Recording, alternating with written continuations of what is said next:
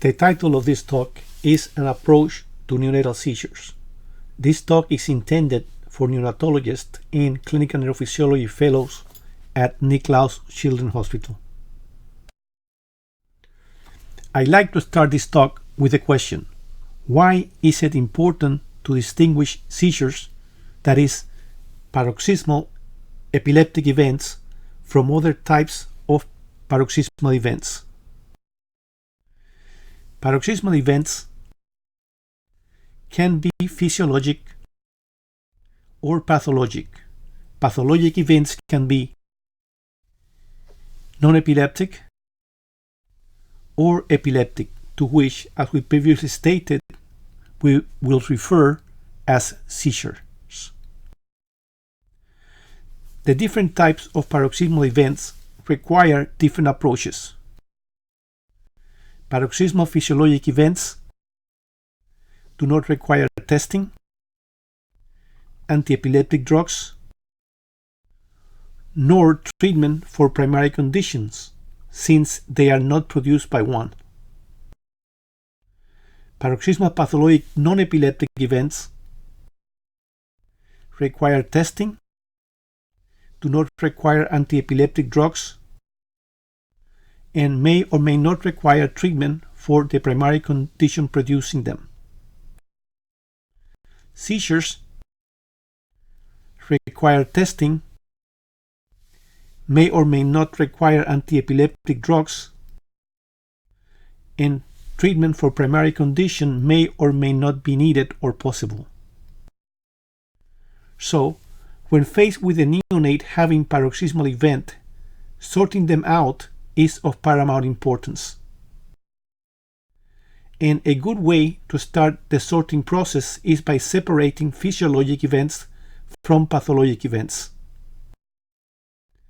For this purpose, three questions are essential. The first question is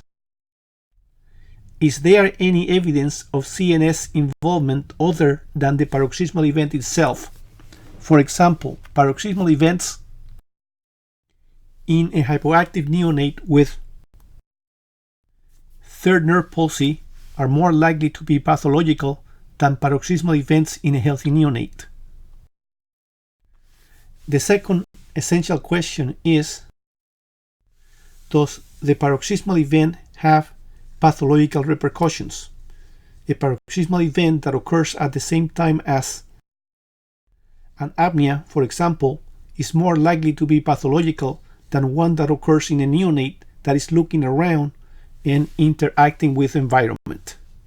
The third question that can help distinguish between physiologic and pathologic event is,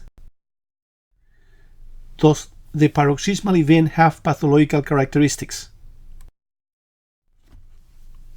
This is a more difficult question to answer than the prior ones, because judgment regarding the characteristic of a paroxysmal event observed by the examiner or described by those that observed it depend on the examiner's experience.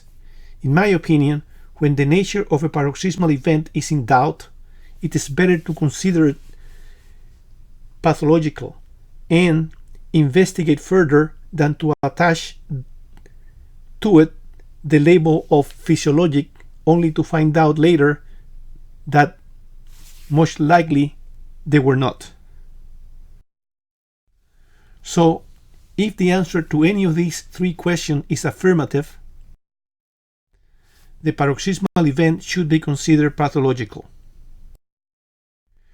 Pathological paroxysmal events, as we previously mentioned, are either epileptic or non-epileptic.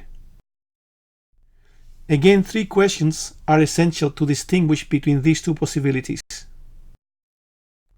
The first one is, are any of the clinical features present in the history or physical exam often linked to seizures? Many findings can indicate the presence of a condition linked to seizures. I will mention one finding that has frequently led me to recognize a pathological paroxysmal event as being a seizure. The skin of this patient looks normal, but viewed under Wood's lamp, as you can see, there is a hypomelanotic macule. This may indicate that the patient is suffering from tuberous sclerosis, a condition known to be associated with seizures in the neonatal period, and therefore make the pathological paroxysmal event occurring in such a patient more likely to be a seizure than a non-epileptic event. The second question that may help us decide if a pathological paroxysmal event is epileptic or not is a condition present known to cause epileptic paroxysmal events? In a way, this question is similar to the prior question. The difference is that it refers to prior knowledge of a condition that courses with seizures and not to a finding encountered in the history or during physical examination suggestive of a condition linked to seizures. Conditions known to be associated with seizures range from transient metabolic derangement to malignant genetic mutations, going through structural brain lesions. The presence of any of these conditions in a patient with pathologic paroxysmal event should tilt our thinking towards considering the paroxysmal event in question a seizure. For example, if pathological paroxysmal events occur in a patient with an epidural bleed, the pathological paroxysmal event is more likely to be a seizure than if the pathological paroxysmal event occurs in a patient with respiratory distress. And the third question is an epileptic focus present? This question is by far the most important question. We must ask ourselves to determine if an event is a seizure. Hence, we will spend the rest of this talk answering this question. We will start by defining the term epileptic focus. An epileptic focus is a group of cortical neurons that, as a result of massive, involuntary, and repetitive recruitment, produce pathological changes. These pathological changes can be clinical, to which we refer to as clinical epileptic paroxysmal events. These events consist of motor paroxysmal events, autonomic paroxysmal events, behavioral paroxysmal events, and respiratory pauses. In addition to clinical changes, and often without them, epileptic focus produce intermittent electrical changes. To understand the electrical changes produced by epileptic foci, it is good to start by explaining what happens when CNS tissue, including the epileptic focus, is not undergoing epileptic ictus, and compare the changes occurring then to those present when the CNS tissue, that is the epileptic focus, is undergoing epileptic ictus. So let's start with what happens when CNS tissue in the epileptic focus or outside the epileptic focus is not undergoing epileptic ictus. Here I have represented a group of cortical neurons. When CNS tissue is not undergoing epileptic ictus, not all neurons in the cortical area in question discharge simultaneously. I will illustrate this situation by representing two sets of neurons in the group of neurons I have just introduced. As you can see in the frame, notice that some neurons are blue and others are cream colored. In this new frame, I have introduced time, 1 millisecond, represented the activation of some cortical neurons, those in cream color, and introduced an aqua line to represent the summation of all the potentials created by the discharge of individual neurons. The neurons discharging are said to be in a dynamic phase, while those at rest, in this case the blue ones, are said to be in a quiescent phase. A bit later, those neurons that were previously activated, that is in the dynamic phase, rest, and the other previously resting, that is in the quiescent phase, discharge, thus contributing to the tracing as represented in the aqua line. This process repeats itself over and over and over and over again. This alternating pattern of activation and rest between the two neuronal subgroups cohabitating in one area creates minimal fluctuations in the tracing, because the number of discharging neurons do not change much from one instant to the other. So CNS tissue not undergoing epileptic ictus, whether in an epileptic focus or in a totally normal region, produce low voltage sinusoidal activity. Now let's look at what happens during epileptic ictus. I have again represented the cortical neurons of a limited cortical area in two subgroups, as I did when talking about CNS tissue not undergoing epileptic ictus.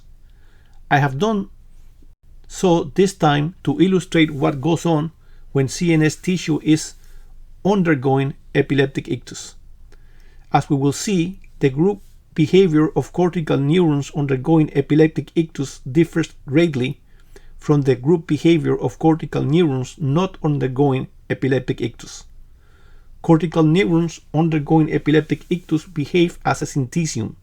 They are all simultaneously either in a dynamic phase or in the quiescent phase.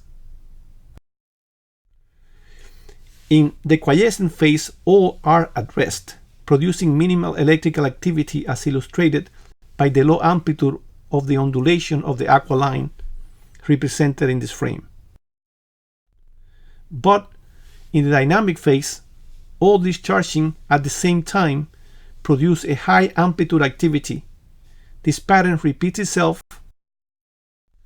so next time when they are all at rest, we will see a drop in amplitude of the summated activity represented by the aqua line.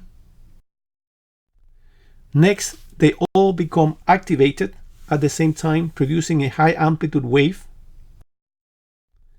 Then they all rest and the tracing comes down.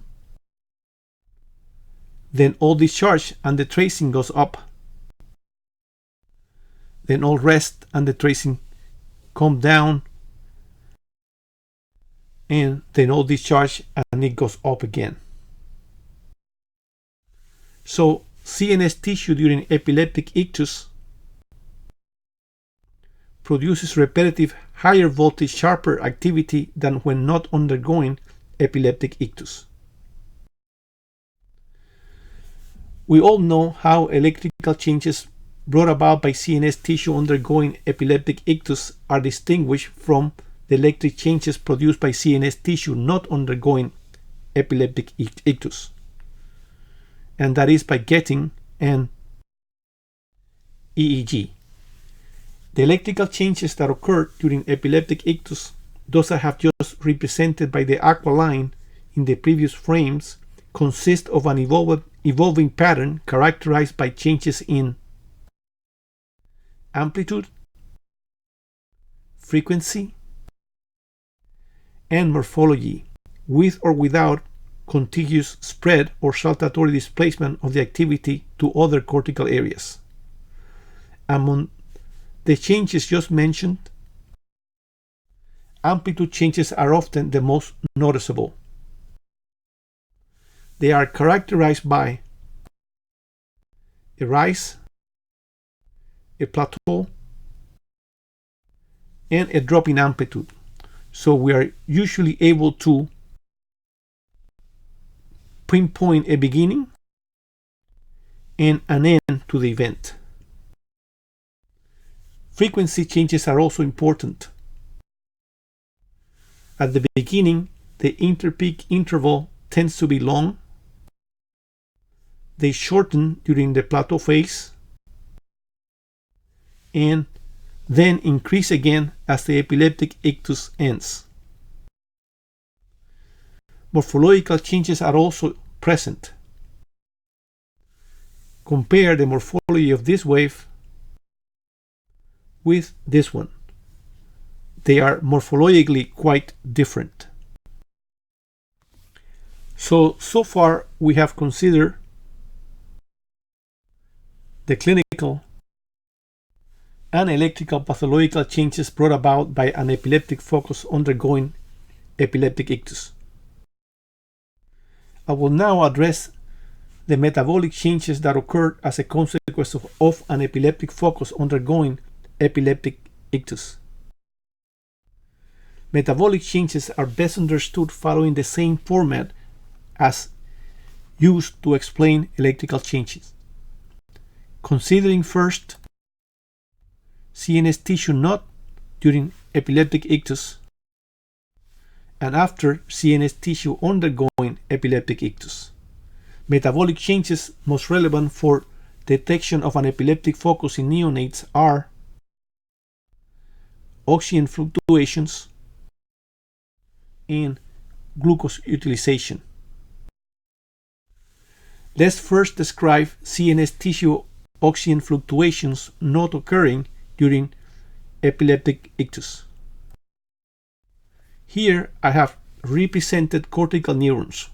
Some of them, the cream colored ones, are discharging, while others, the ones in blue, are at rest. This is the same basic figure we saw when talking about electrical changes in CNS tissue not undergoing epileptic ictus. Next, those that were discharging rest, while those that were resting discharge. This sequence repeats itself, a subgroup of neurons being in the dynamic phase while other subgroup being in the quiescent phase simultaneously, as it is being portrayed in this illustration. This pattern results in a rather uniform oxygen consumption process, as I will illustrate in the next few frames. The arrow in this frame points to a representation of CNS tissue not undergoing epileptic ictus. I have now introduced a red cell, as you can see. The hemoglobin in the red cell is fully oxygenated, a fact I am illustrating by coloring the whole cell red. The red cell is outside the central nervous system tissue on the arterial side. Now the red cell goes through the tissue and comes out on the other side, the venous side. Notice that the red cell is only partially oxygenated now. A portion of the hemoglobin is deoxygenated, which I am representing in blue. Immediately after the process we have just explained concludes, it is repeated. The red cell, full of oxygenated hemoglobin, goes in the tissue and then out, partially deoxygenated. And the process repeats itself with the same results. Over and over again. In this frame, I have summarized the changes just described. Notice that in the case of CNS tissue not undergoing epileptic ictus, since an equal number of neurons are discharging through time, oxygen consumption is very stable. So oxygen fluctuation in CNS tissue not undergoing epileptic ictus is minimal. Now, let's look at oxygen fluctuation in CNS tissue undergoing epileptic ictus. Remember the definition of epileptic focus. An epileptic focus is constituted by a group of cortical neurons that, as the result of massive, involuntary, and repetitive recruitment, produce pathological changes. Notice the words repetitive recruitment, which imply, as we have previously mentioned, that all neurons so involved will either be activated, that is in the dynamic phase, or all at rest in the quiescent phase. These phases alternate. Here all are at rest, here all activated, here all at rest, and here activated. This causes the tissue undergoing epileptic ictus to consume oxygen in a rather not uniform fashion, as I will illustrate in the next few frames. The arrow points to a representation of CNS tissue undergoing epileptic ictus. At this instant, the CNS tissue undergoing epileptic ictus is in the quiescent phase. I have now introduced a red cell, fully oxygenated. The cell is outside the involved CNS tissue on the arterial side. Now the red cell goes through the tissue undergoing epileptic ictus during the quiescent phase and comes out on the other end, the venous side. Notice that the red cell contains only a minimal amount of the oxyhemoglobin. The bulk of the hemoglobin in the red cell is oxygenated. Immediately after, the process starts again, but this time the tissue is in a dynamic phase. So the red cell, full of oxygen hemoglobin, when going through the tissue undergoing the dynamic phase of the epileptic ictus, loses lots of oxygen, and the red cell comes on the other side, the venous side, with most of its hemoglobin in the deoxygenated state. Next time the red cells, fully oxygenated, goes through the CNS tissue in the quiescent phase. Hence, the tissue will not consume much oxygen, and the red cell will arrive to the venous side with little deoxygenated hemoglobin. Now the process shifts again, but now the CNS tissue undergoing epileptic ictus is in the dynamic phase. Thus, the red cell goes through the tissue and lots of the oxygen will be consumed, coming out with a large amount of deoxygenated hemoglobin. In this frame, I have summarized the changes just described. Oxygen consumption will vary greatly from one moment to the next in CNS tissue undergoing epileptic ictus. When the tissue is in the quiescent phase, little oxygen consumption will take place. When the tissue is in dynamic phase, lots of oxygen consumption will take place. Thus, oxygen fluctuation during epileptic ictus is large. Oxygen fluctuations in the CNS tissue can be detected with infrared light. Probably you know the story about how was infrared light discovered, but I like it so much that I will tell you it anyway. I certainly recall being told many times that it was Newton who discovered that light had different components, but I do not recall anyone ever telling me during my high school years about William Herschel discovering infrared light. This painting tells the whole story.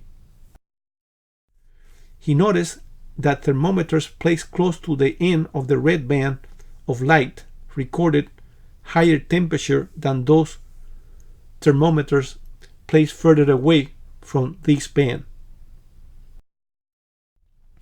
I have illustrated here a thermometer showing high temperature close to the red band of light, and in this new frame a second thermometer further from the red band than the first one with lower temperature. He reasoned that some type of rays equal to those in the visible light were producing the heat, and that the heat dissipated as the distance from the red band was increased. He labeled these invisible rays caloric rays. It was later on that the term caloric rays was changed to infrared light, and even later when it was understood that they were part of the electromagnetic spectrum. Currently, the machine we use to determine CNS oxygenation emits a light in the 700 to 900 nanometer range, which is well within the range of the caloric rays discovered by William Herschel. Now that we have heard the story of infrared light, we must ask ourselves, how can infrared light distinguish oxygen hemoglobin from deoxygenated hemoglobin? The answer to this question is probably very complicated, but an analogy using cars and visible light will suffice to have an intuitive understanding of it. Think it is night, a moonless night, and you are looking at two cars at a distance from you, as I have illustrated in this frame. They both would look kind of grayish. Now the sun comes up in the morning and there is sunlight. You would then realize that the cars are different colors. One is red and the other one blue. The story is much the same regarding infrared light and hemoglobin.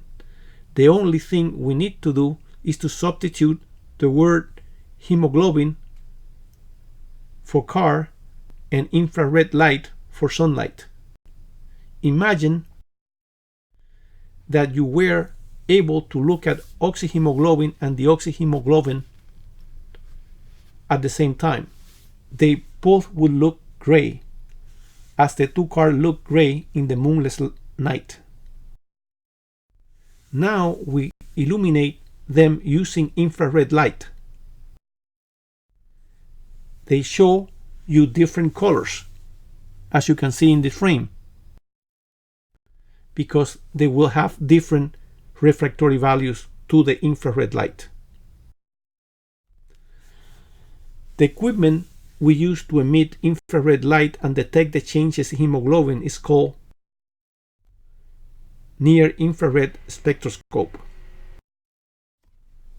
The near-infrared spectroscope is built around a simple patch, which is a marvel of engineering.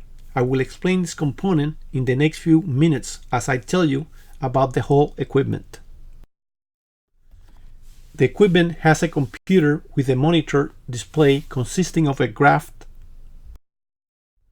that plots RSO2 units in the y-axis,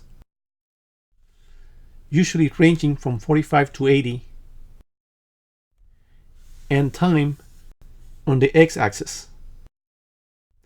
These monitor display the right and left hemisphere RSO2 independently.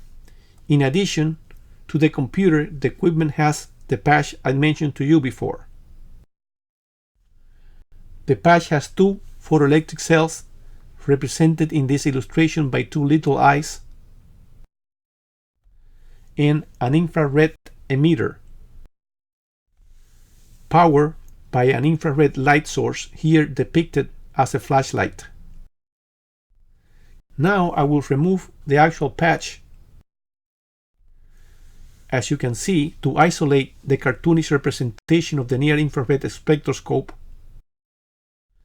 and introduce a representation of a segment of the head to show you how hemoglobin and infrared light interact. To do so, I have selected a small area of the brain close to the gray-white intermatter, or in it, and enlarge it in this frame. Now I am introducing the venous and arterial compartments of the preselected area of the brain. In the brain, 3/4 of the blood volume is venous, represented by the blue rectangle, and 1/4 of the blood is arterial, represented by the red rectangle.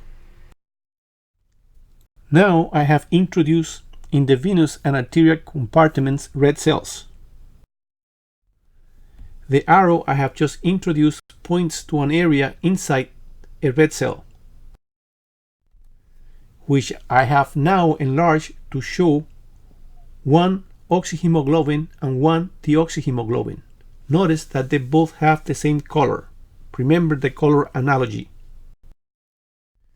So when the infrared light source is turned on and infrared rays hit the hemoglobins as depicted in this frame, they become of different color as a consequence of their different refractory value brought about by the infrared rays. If the photoelectric cells are turned on at the time this is happening, those rays that fall in the common visual field of both photoelectric cells, here represented by the overlapping light green and purple lines, are counted. In this example, the common field captures 4 of the rays coming from deoxygenated hemoglobin and 6 rays coming from oxygenated hemoglobin. These numbers are then transferred to percentage, so the value reflected in the screen, which I have enlarged in this frame, will be 60 RSO2 units. Now that we know what infrared light is and how it works, we should ask ourselves how does CNS tissue undergoing epileptic ictus looks. Remember that CNS tissue not undergoing epileptic ictus, as it is depicted in this frame, is characterized by relative little moment-to-moment changes in amount of deoxyhemoglobin and oxyhemoglobin. So let's say that we have placed the patch over the left hemisphere. In such a case, we will see in the monitor a line with little fluctuation from the baseline as represented in this frame. And if we also place the patch in the right hemisphere, we would record a similar wave. Notice that the fluctuations are in the 5 to 7 RSO2 range. Now recall what happens in CNS tissue undergoing epileptic ictus. In CNS tissue undergoing epileptic ictus, there will be large fluctuations in oxygen hemoglobin and deoxyhemoglobin from moment to moment. Thus, the fluctuations will be recorded will be quite large. As you can see in this case, we have recorded 30 minutes of a patient undergoing epileptic ictus. Notice that the magnitude of the fluctuations are in the range of 12 to 14 units. That is double the value found in CNS tissue not undergoing epileptic ictus. So near infrared spectroscopy shows CNS tissue not undergoing epileptic ictus to have minimal fluctuations, and CNS tissue undergoing epileptic ictus to have large fluctuations. The other method of detecting metabolic changes brought about by the presence of ongoing epileptic ictus is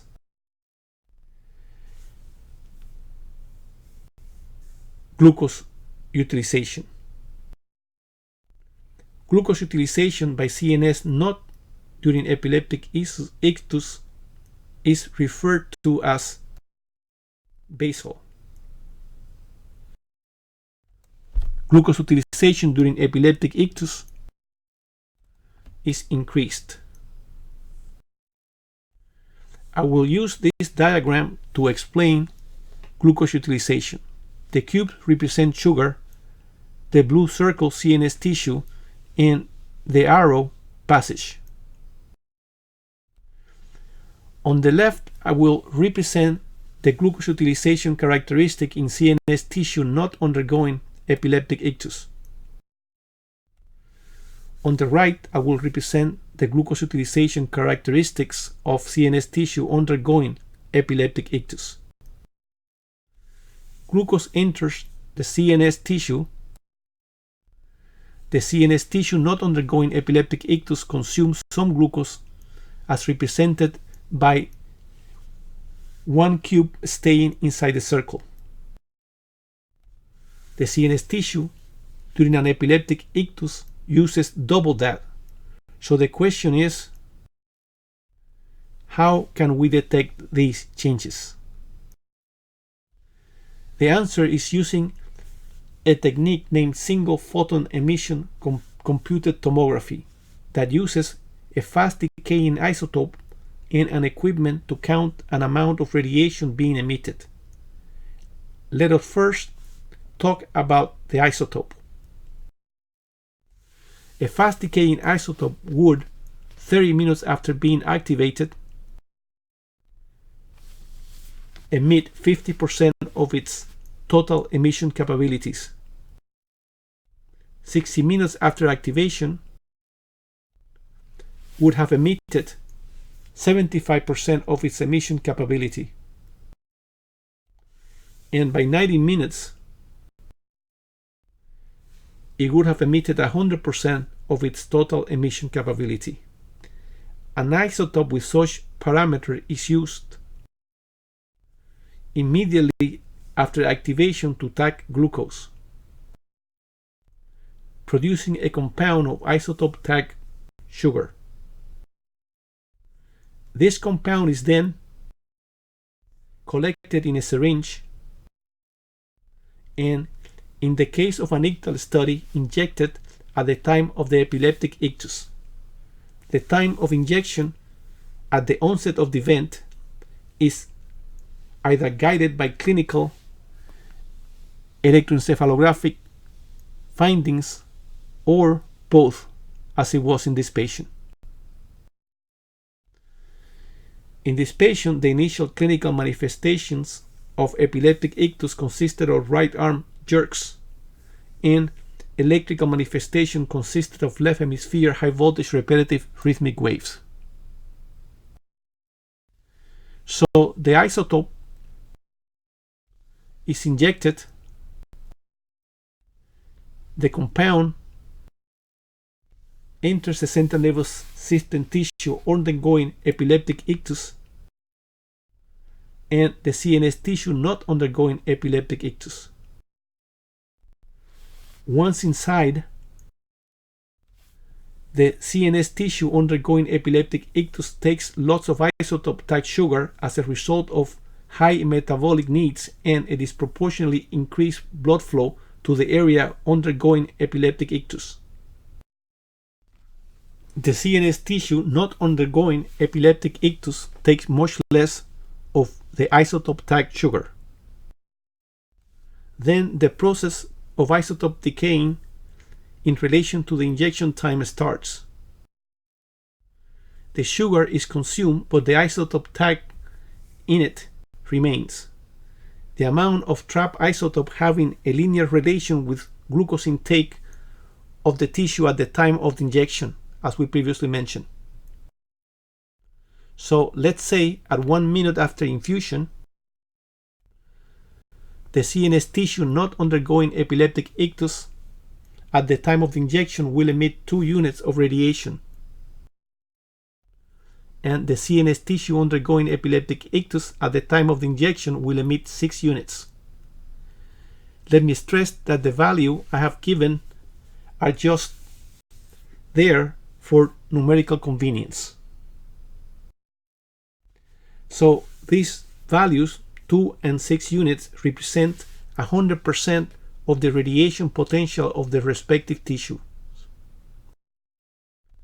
30 minutes later, following the isotope injection, in case of having used isotope with a decay parameter described, the CNS tissue not undergoing epileptic ictus at the time of the injection will emit 1 unit corresponding to 50% of the original radiation, while the CNS tissue that was injected during the ictus will emit 3 units, again representing 50% of the original radiation potential of the isotope. 60 minutes later, now the isotope would emit 25% of its original radiation, which corresponds to the emission of 0.5 units in the CNS tissue not undergoing epileptic ictus at the time of the injection, and 1.5 unit in the CNS tissue undergoing epileptic ictus at the time of the injection. So after 60 minutes, when the isotope is emitting 25% of its original total emission capacity, and the amount of isotope in the CNS tissue not undergoing epileptic ictus at the time of injection is minimal, the neonate is taken to an isotope counter. The reason for waiting 60 minutes is that if the patient goes to the isotope counter when the radiation emission is high in the CNS tissue not undergoing epileptic ictus at the time of the injection,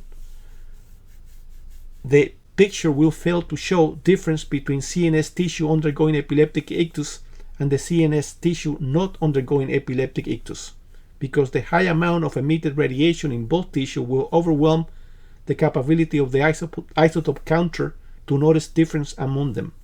It is important to stress that newer single photon emission computed tomography equipment have better resolution, thus reducing the amount of isotope needed and the wait time between injection and recording.